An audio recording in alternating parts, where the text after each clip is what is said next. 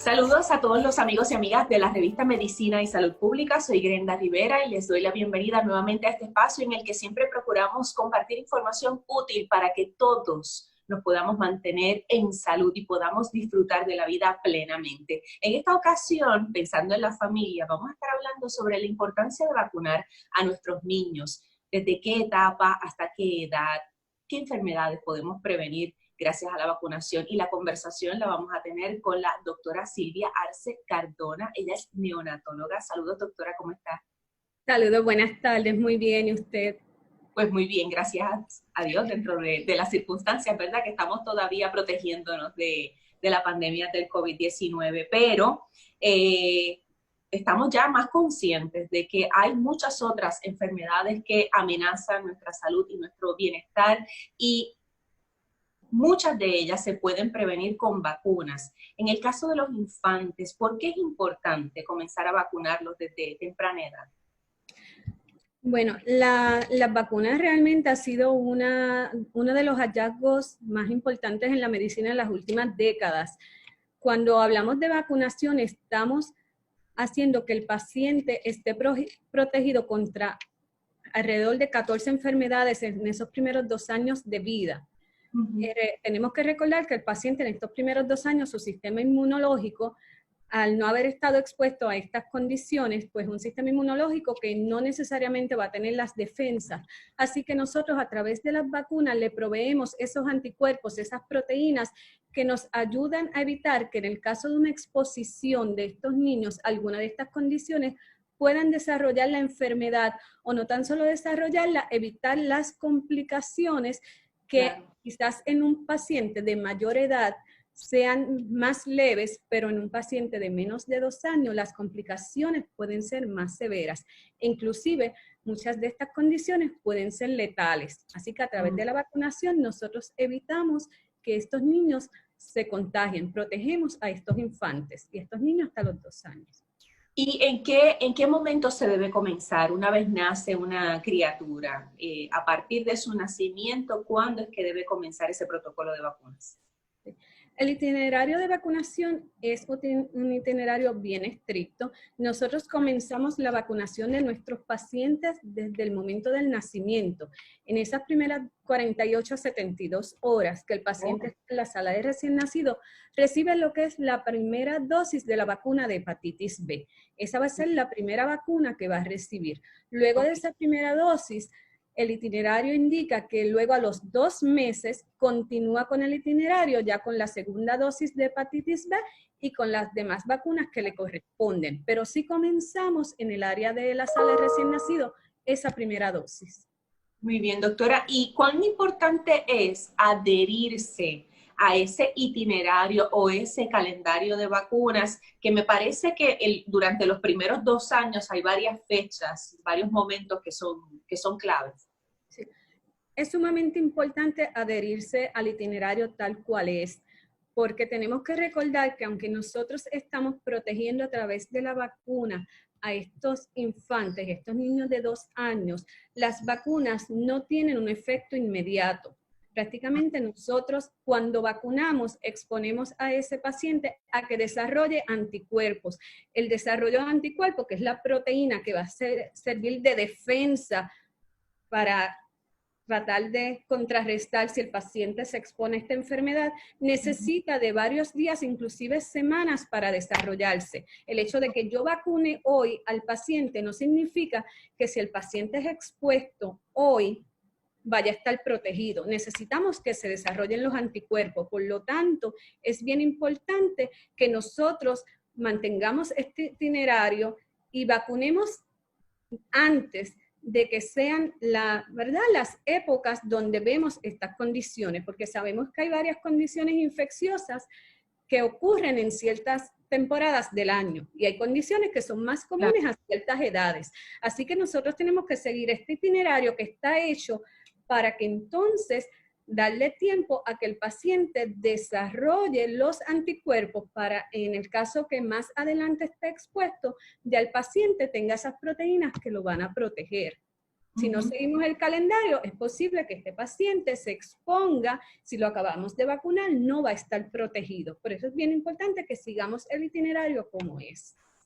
No sé si pudiera, yo sé que son muchas las vacunas y muchas las etapas, doctora, pero si pudiera quizás mencionar algunos momentos puntuales. Me indicó hace un momento, las primeras 48 a 72 horas después que nace el bebé, luego a los 2 meses y posteriormente, ¿qué otras fechas son importantes? Y le hago esta pregunta porque como la vida nos ha cambiado tanto, hay mucho niño y niña que está siendo educado en su casa.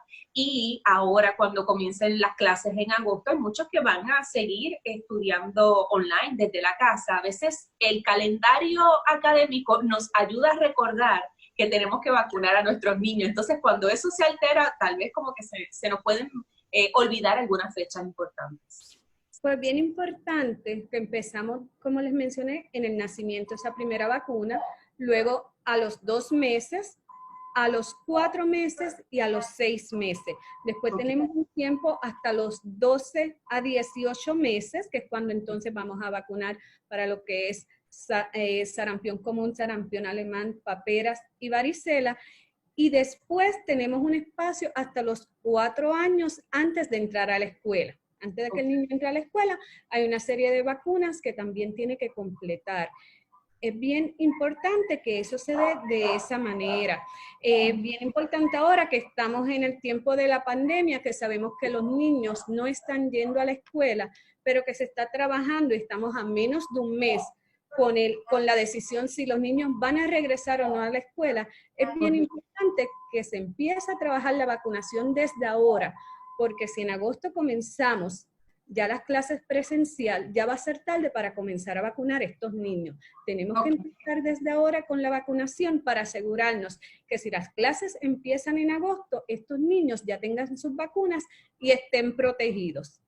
Es decir, en ese sentido que este mes de julio puede ser muy importante y muchas familias lo deberían entonces aprovechar para con calma, con tiempo, pues asegurarse de tener esas vacunas al día. Exacto.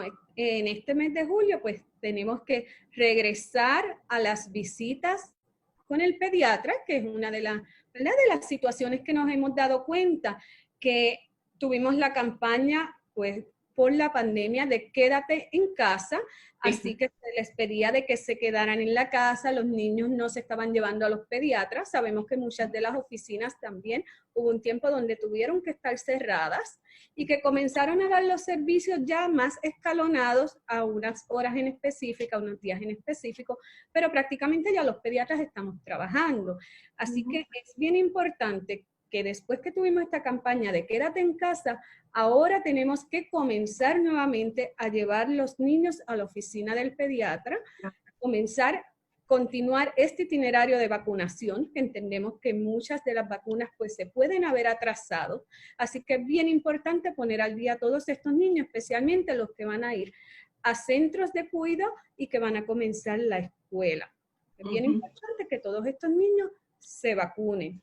Por supuesto. Doctora, aprovechando, fíjese que en lo que se aprueba una vacuna contra el COVID-19, muchas personas, además de la protección nasobucal y la distancia y lavarse las manos, entienden que si mantiene un sistema inmunológico fuerte, saludable, pues también ahí hay una protección adicional.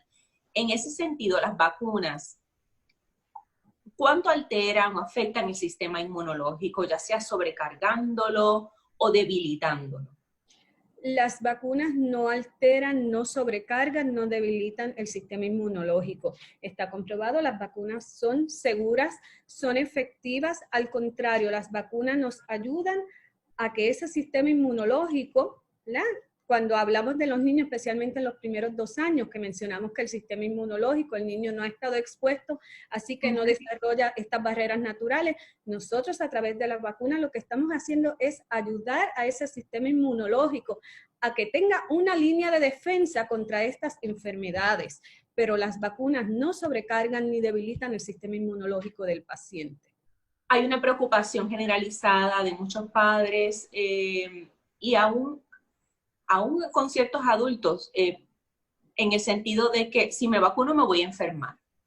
esto no tiene que ser así. ¿Cómo usted atiende esa preocupación? Cuando hablamos de vacuna, tenemos distintos tipos de vacunas. Tenemos las vacunas que son lo que llamamos vacunas atenuadas y tenemos vacunas también que son componentes inactivos o no vivos. Y muchas veces ¿verdad? Lo que se cree es que al ser vacunas atenuadas, que lo que estamos inyectando es prácticamente, si es el virus, pues el virus, pero un virus mucho más débil, ya debilitado, pues está la creencia de que entonces la persona va a adquirir la enfermedad porque le estamos inyectando. Realmente la cantidad es mínima, es sumamente debilitado y la persona no se va a enfermar por recibir la vacuna. Esta es una creencia que, por ejemplo, se ve mucho con la vacuna de influenza, que muchas personas dicen, mira, me puse la vacuna de influenza y me dio influenza. Sí, y esa no es realidad. Sí, las vacunas pueden tener unos efectos secundarios leves, los más comunes entre ellos, pues el área de enrojecimiento, el dolor, y pueden ocasionar fiebre, pero enfermarnos por la vacuna no es la realidad. Ok, así que quiero aquí aprovechar y puntualizar que debemos mantener esta rutina y este itinerario de vacunas aún en este contexto de la pandemia del COVID-19. Sí, es sumamente importante que aunque estemos en la pandemia, no olvidemos vacunarlos. ¿Por qué? Porque recuerden que estamos trabajando con la pandemia, pero hay un sinnúmero de condiciones que si no vacunamos vamos a tener el problema de la pandemia del COVID y vamos a entrar en lo que es, por ejemplo, la influenza. Nosotros tenemos que vacunar contra la influenza y si no vacunamos, vamos a estar con una enfermedad, vamos a estar viendo varias enfermedades a la vez, que es lo que hemos visto prácticamente. Han habido brotes fuera de Puerto Rico, como en Estados Unidos, en Italia, por ejemplo, del sarampión. ¿Por qué? Porque se ha visto un movimiento antivacuna que lo que ha hecho es que muchas de las enfermedades que en las últimas décadas hemos dejado de ver gracias a las vacunas, al no estar vacunando, estas condiciones comienzan a resurgir nuevamente. Yo como pediatra te puedo decir que si me preguntas un sarampión en los últimos 20 años, yo no he visto un sarampión. Ok.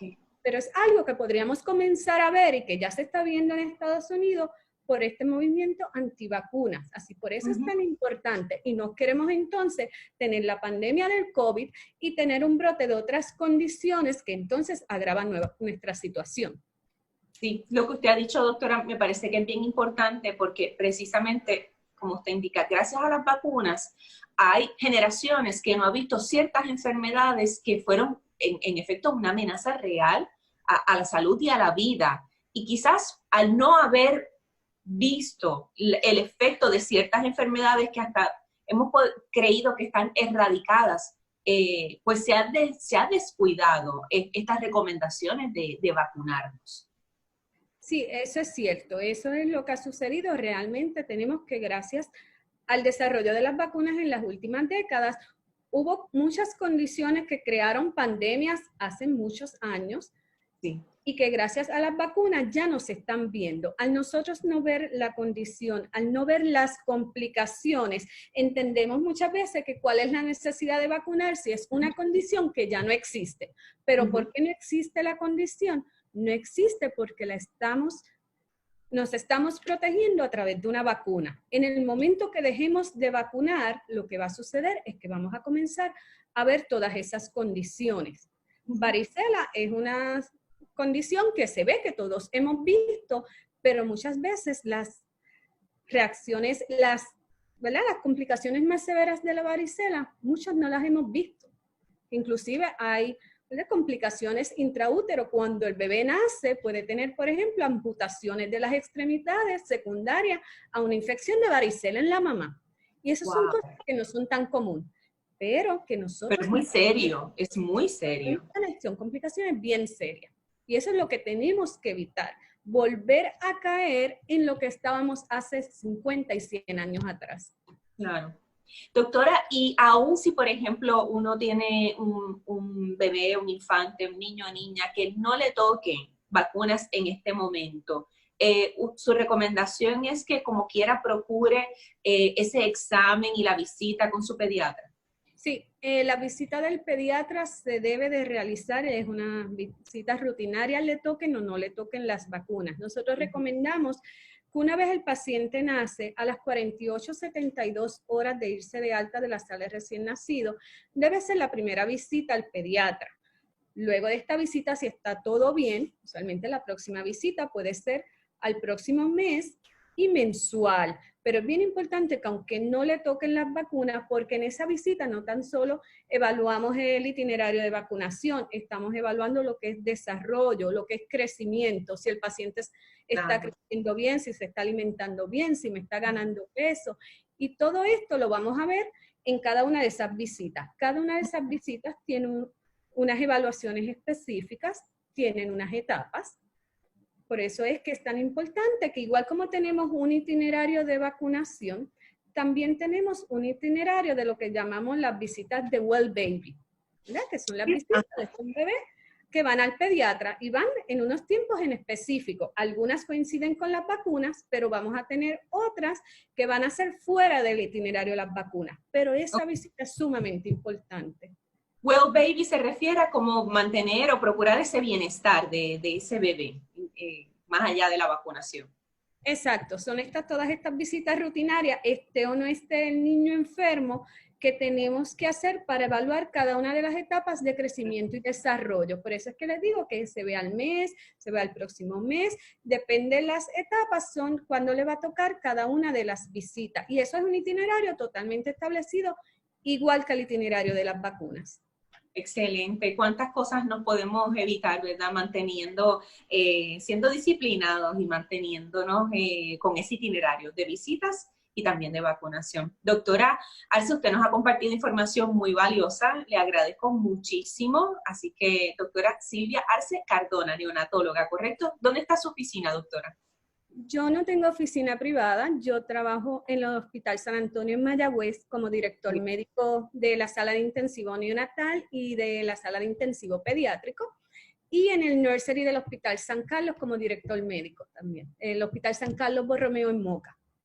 Muy bien, qué bien. Pues entonces está sirviendo muy bien a la región oeste de Puerto Rico y bueno, ahí qué bueno que nos habla sobre las posiciones que ocupa, porque así todas las personas que están conectadas pueden entender que toda esta información ha venido de un recurso muy, muy valioso. Así que, doctora Arce, nuevamente muchas gracias por estar disponible.